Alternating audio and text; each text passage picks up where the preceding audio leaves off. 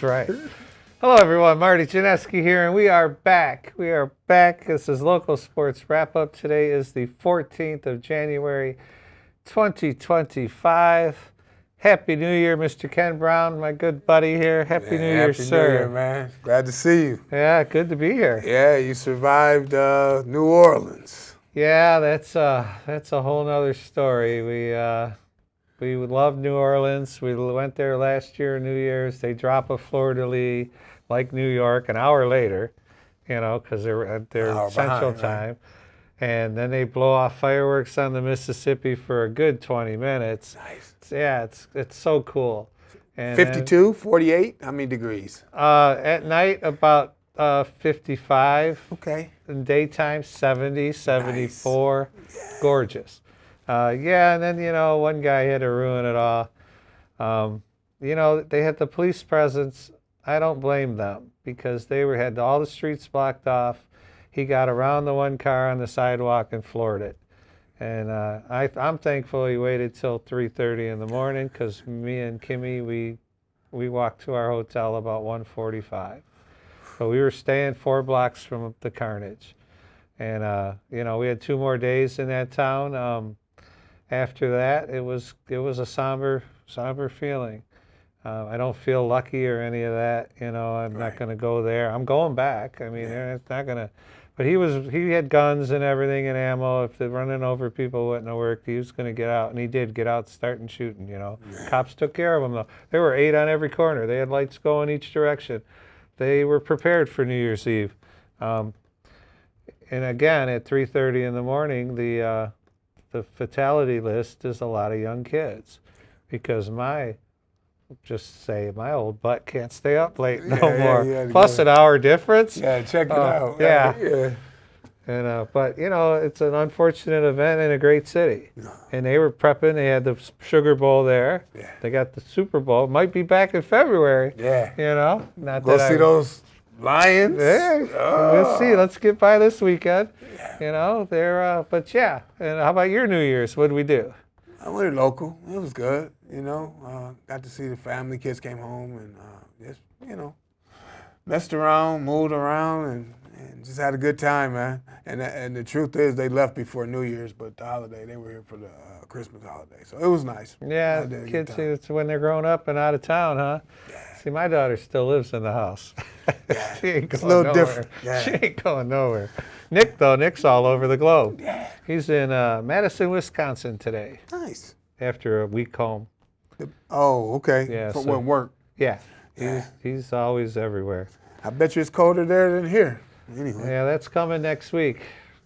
2 degrees, -10, all that fun stuff. Anyway, let's get back to talking sports. There we go. We should probably start out with basketball just because we have found out that our Roosevelt girls varsity team is 5-3 on the season. They started out the season 5-1. And with wins over Groseville, Southgate, Taylor, Dearborn, and Lincoln Park. And now they're on a 2-game losing streak as they play tonight against Trenton as they fell to New Boston, Huron, and Brownstown. So, and then Dearborn in the 2nd game of the season, which is a powerhouse. So they're competing. And most games that they've won are by 20 points. Yeah. But the losses, they got slapped early by Dearborn 41-10. Oof. Then Madison Hamilton whipped them into shape, apparently. Yeah. They had lost to New Boston. It was 51-34 on the 7th. And then right back on the 10th, they lost to Brownstown 48-35. So except for that one bad game where they only scored 10 points, they're averaging, it looks like, about 40, almost 50 points a game, 45, somewhere in there. They had won 4 in a row. Yeah. So, the girls were, really hot at the time. So they're doing well. And tonight, like I said, they're playing as we speak. They are playing at Roosevelt and against Trenton. So hopefully they can stamp that 2-game losing streak. Yeah. Well, on the other side of the coin, I got the boys. And the good news and the bad news, we'll start with the bad. The bad is they were 0-8 going into last week, and then they actually lost to Huron, New Boston, Huron, 62-45. The 45 is really encouraging, based that they scored 19 points the game before. But then they lost on the 10th to Woodhaven 53-22. 22. Yeah. You know, and I think that the good news is this. They had a post on social media, and they said during that 14-day break for the holidays, these kids had an opportunity to come in and do extra shooting, lift weights, and then still have practice. 8 out of the 14 days, these kids came in and did that. So it's like trying to get better on your own. They called them the Winter Breakfast Club. Nice. And I'll just name the guys that came. Joe, Cam, Chase, Andrew, Sean, and then Nate, Ryder, and Emmett, and Amari. So those kids are dedicated to getting better, and hopefully that'll be something that'll, translate onto the court. Well, as you mentioned there, the 2 games after the break, they scored 30-some, 40? If they went up to 45. 45, yeah. and the game before was 19. Yeah. And, so they, you got to get the ball in the net. And they got there before 8:30, Coach, so they showed the initiative. On a winter break, Yeah. how many kids slept in or played video games? So those kids showed My whole the bowling team. We didn't have no practices. But I did, when we did after the break ended, I asked them all, and they said every single one of them went bowling somewhere. Okay. Maybe only once, but every single one of them went bowling somewhere. And they kind of bit by the bug, with the success that they're having, Yeah, we'll get to that in a little while. I know the wrestling team, the week we took last week off, they had an invitational on the, I believe it was the first Saturday of January, or when they got back to school. Yeah. And Wyandotte finished 5th out of 18 teams. It's pretty good. Yeah. In the weight classes, Gabe Gibbons and Steve Androni were first place finishers in the 144 and 215 weight classes. And I do recall that Androni name in the football.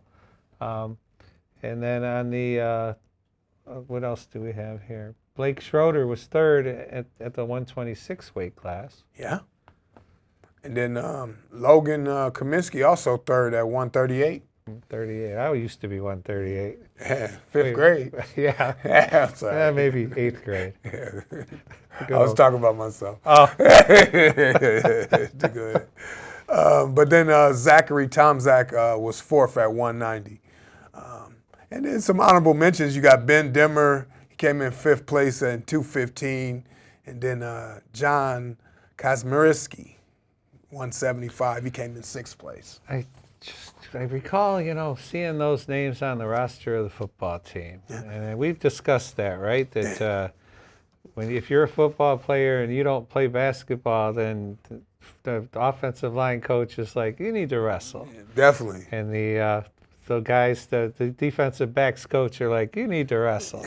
Yeah, you want to get some grapplers, some scrappers. The other reason why you've heard of Androni, though, he actually has joined an exclusive club in Wyandotte sports, the wrestling in particular. He got his 100th win. Oh, wow. So he's been wrestling at a high level for 4 years, obviously. Yeah. So he got his 100th win, so congrats to Stephen. Wow, that's impressive.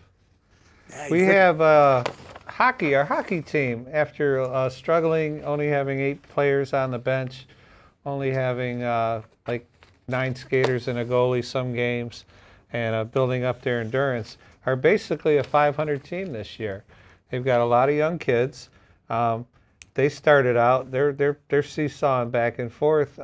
If we go from the beginning of the year, Ann Arbor Pioneer, they lost 7-5, Then they came back and beat Dearborn Divine Child 5-2. Okay. Not bad. That's real good. Strong team. Grosville, they lost 7-3, but bounced back and beat Brownstown Woodhaven 5-3. So we're 2-2, getting early.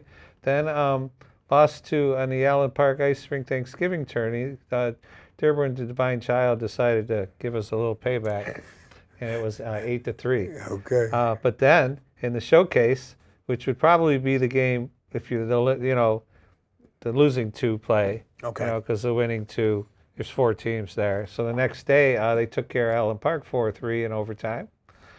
Lost to Troy United 6-2. And then as we move down the line here, lost to Muskegon, but turned around and won Grand Rapids Christian. And they turned around and beat Ann Arbor Father Gabriel Richard. So basically, without knowing what they did against Southgate Anderson on the 8th a couple of days ago, they're a 6-7 team. Not bad. Yeah, getting prepared for the playoffs. Getting strong. It doesn't matter where you finish. I mean, we learned that because I've learned that lesson in our bowling league. You know, I had a 500 team that got into states, you know, and so did the regional winners last year for Lincoln Park, and they were a 500 team, yet they knocked down more pins than everyone the last day that it mattered. That's right. You know, so it doesn't matter your season schedule as long as you can qualify and get yourself one regional game there, you can move on. They get a hot goalie. That's right. You know, we got a couple of kids putting pucks in the net. You know, one kid scored 4 in one day. We talked about that before the break. So that was in the 5-2 Dearborn Divine Child game, I believe. Yeah, and he was a young kid, too. Yeah. Well, the whole team's young. I don't think they have many seniors. But they've got bodies. Yeah. And that's key. You know, they've got 17, 16 skaters, you know, and a couple goalies. That makes it all better. Yeah. And that's what I think we've learned that there's a lot of young football players in the mix because our roster was only about 30 kids in the football season. Yeah, no, football, definitely. I think that they're getting strong now. I bet you. You know, if you look at the statistics and how they performed over the season, I'm sure that they're practicing right now, you know, to get better. Yeah, and you just keep throwing and running routes and throwing and running routes. Lifting weights and getting strong. There was an annual Allen Park finished first overall at the annual Allen Park Invite. I'm always leery of what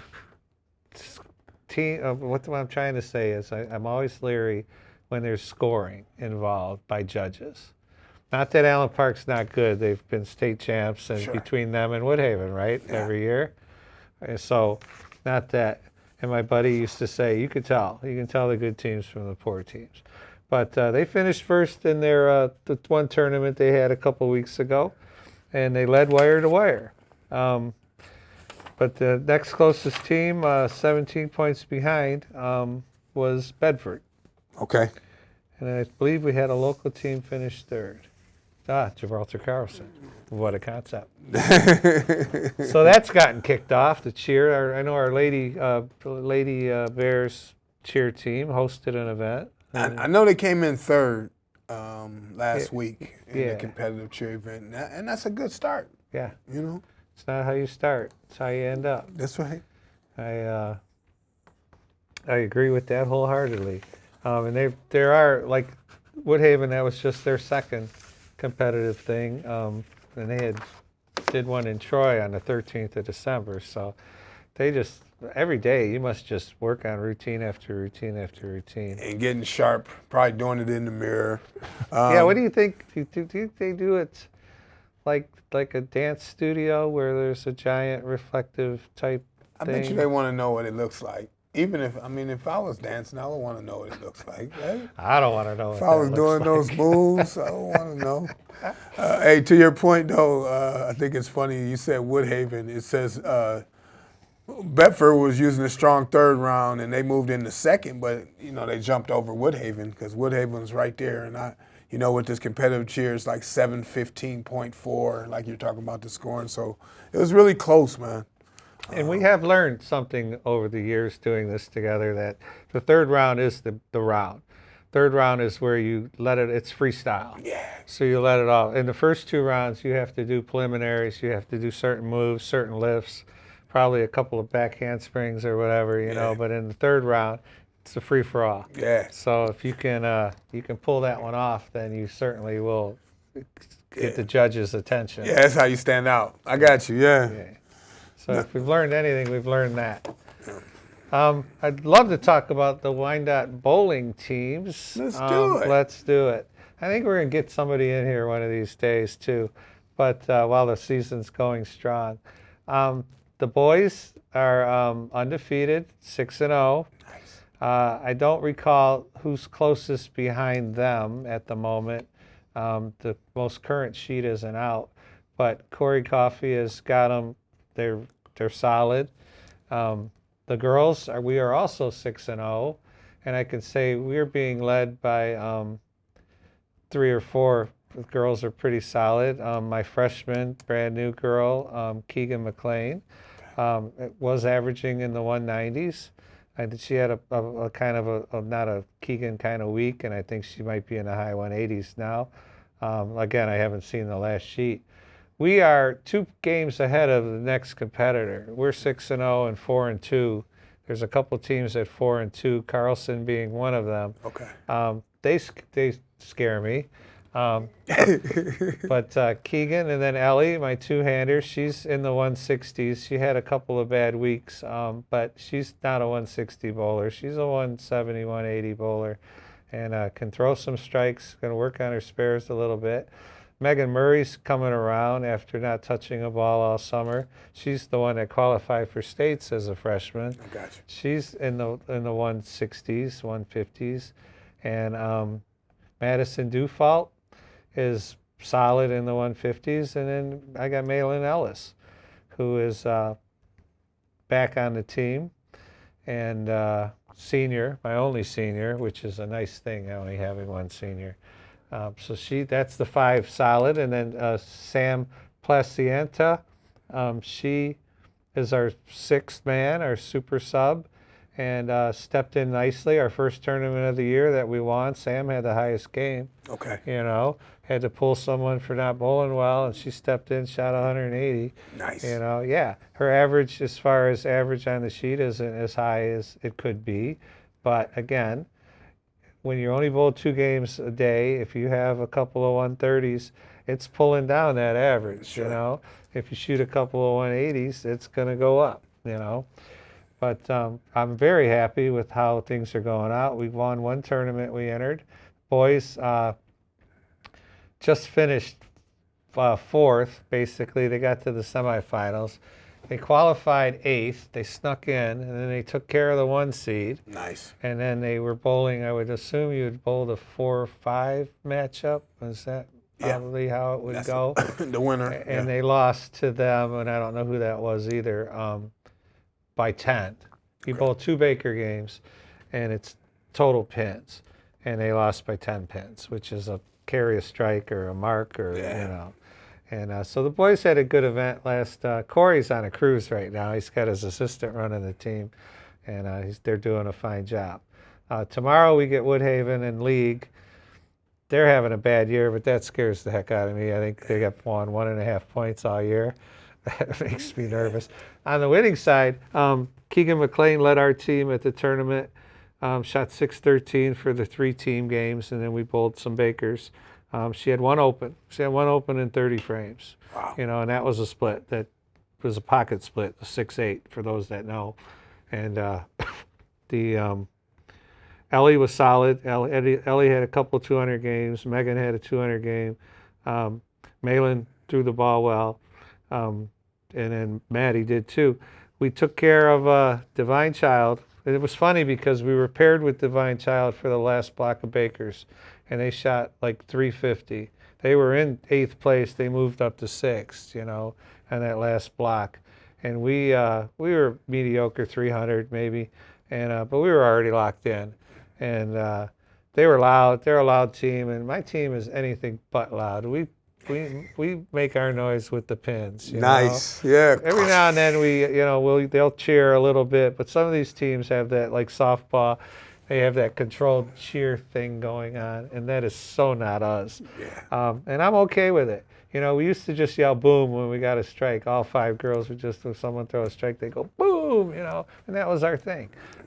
That's kind of whistled away. Yeah. Maybe the last couple of years we weren't throwing enough strikes. Yeah, it didn't stick. It didn't stick with the mix. So we take care of Divine Child. We shoot about 339 or something, and we knocked them down the first game. We were up 16 pins, and then by about the 6th or 7th frame, we were so far ahead of them, they weren't going to catch us. And so then we got to take on the 3 seed. Yeah, no, we were the 3 seed. We had to take on 2 seed Belleville, who was about 80 pins ahead of us in qualifying. And we knocked them down the first game. We were 30 pins ahead of them after the first game. We shot 170 something. Real solid. Everybody marking, really liked it. And the second game wasn't even relevant. I think we lost by 6 the second game. But another good block, like 330, 170, 160. I'm happy with that. You can get 7 out of 8 girls, or 7 out of 8 or 7 frames that are marked. You're doing all right. Then we get the number 5 seed, Clarenceville. They're Livonia-based. I think they pull their kids from like 3 different districts. I think that's how that works. Okay. And their anchor bowler's a buddy of mine's daughter, who's a PBA guy. She's really solid. But anyway, we start out with 2 spares, 2 10 pins. It's beautiful. We make 2 10 pins, and they start out with 4 opens. This is going just how we like it. But we go 2 spares and we go 6 straight open frames. Wow. And they get a 3-bagger in the mix there, and they take a 40-pin lead, 165, 125. And the girls were bummed. But I said, listen, we beat a better team than this. But, we were 41 down the other day, the last tournament against John Glenn. And they were the tournament leaders, okay? So I said, you never know what's happened. Let's just bowl. And man, we were filling frames. We were chipping away. They were filling frames too, but we were like getting 8. We got like 8 pins back. Then we had like 10 pins back. We were creeping up ahead. Then we threw a 3-bagger, and they had a couple opens. Now we're like trailing by like 6 pins, And Ellie gets up in the 9th frame, my 2-hander, and just rips the rack. Pins flying everywhere, and the 7-pin don't fall. Oh. And their girl struck. And that was pretty much, we weren't going to catch them, And so they were all bummed. We ended up being 30 down when it all ended up, because then their anchor bowler stepped up and threw a double. But again, she's solid. Yeah. And so I just told them, you can't play defense. And we didn't lose that game by Ellie not striking in the 9th. We lost that match with 6 straight opens. Along the way, yeah. In the first game. And but you start bowling at 9 a.m. and it was 4 or something when we got out of there. So we're building up their endurance. Yeah, it's a long day. Oh, you're getting ready for workforce, 8 hours. Yeah, it's brutal. But the Lady Bears are solid, and the boys are solid in bowling. And hopefully we got Woodhaven tomorrow, and Krolak's our buddy. It scares me. He was giving me the crap all day about you're going to slaughter us. You're going to slaughter us. I said, I don't want to hear that. Yeah, he got something up his sleeve. He got a trick up his sleeve. He just pulled up 2 girls from JV that are knocking a lot of pins down. And so his team, he's sending 2 down that aren't so good, and he's just pulling 2 up. I said, yeah, I'm watching them bowl today, and I'm like, yeah, I'm a little nervous. I'll let you know next week how it went. No, I know. But if it goes bad, we've got 1 to play with, because we're 2 ahead of whoever. Yeah. So, and those teams are going to have to bowl each other. So they're going to, right. Usually when you bowl, though, they're at that center? Oh, yes. There's time. 9 teams in the Downriver League, so 8 of them will bowl at once. Somebody gets a bye. Got you. So we get the bye next Tuesday, I think. But, so there's all 8, and you got the boys bowling right next to the girls. Like, it'll be girls, Woodhaven, boys, girls Wyandotte, boys Woodhaven, boys Wyandotte. Then you might have Allen Park, Southgate, and and then they got the JVs. So there's like 32 lanes going all at once. Okay. See that on the bottom of that screen? Get a hold of us. Let us know what your kids are doing. I do check that email. I have to. It's my casino email. That's how you know where your points are. Not that I would gamble at all. So we got about 5 minutes to go. What do we got? We got some soccer stuff, huh? Yeah, I highlighted a few. Oh, okay, cool. Yeah. I'll split that with you. No, we talked about this all the time. Like it's always good to, just like if we got an email from you and you wanted to talk about your kid, it's nice when we can go to the News Herald and talk about kids that have had some good accomplishments over And they the do season. what, an all first team. They do a News Herald soccer first team thing. Yep. So, And there's some local kids, obviously. Yeah, and we start with the boys. These are kids that are all News Herald boys soccer first team. Grosse Ile has a kid named Landon Bordage. Congrats to him. He scored 46 goals on the season. Wow. He dominated for Grosse Ile. We got one from Riverview, Louise Villa. There you go. 14 goals on the season, 26 total points. 12 assists, solid. Ian Petrick from New Boston Huron. Ian earned all Huron League district honors. He had 45 goals for the season, along with 8 assists, and they won their first district title in 20 years. Nice. Good job, Ian. Couple of Grosse Ile kids, Sam Vesperman. He's one of the rare 3-sport standouts in the Downriver area. And he scored 11 goals, assisted on 11 others. And then the other kid from Grosse Ile, Josh Dubnica, defensive-minded player, but, sometimes you got to stop him too. Yeah. So he made he made the first team also. Yep.